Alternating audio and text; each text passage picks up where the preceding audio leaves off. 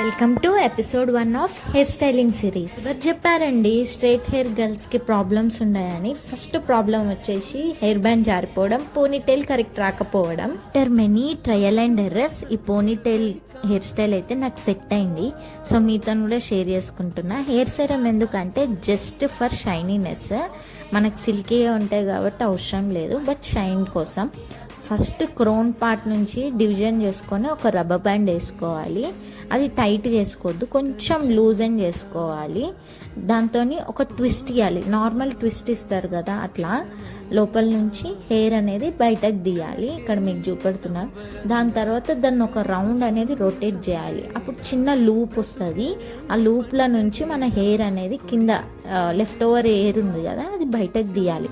బయటకు తీసిన తర్వాత కింద రబ్బర్ బ్యాండ్ వేసిన లూప్ ఉంది కదా దానికి కొంచెం టైటన్ చేసుకోవాలి. అంతే, మనకి హెడేక్ రాదు, హెయిర్ బ్యాండ్ జారిపోదు, అసలు పోనీ వేసిన ఫీలింగే రాదు.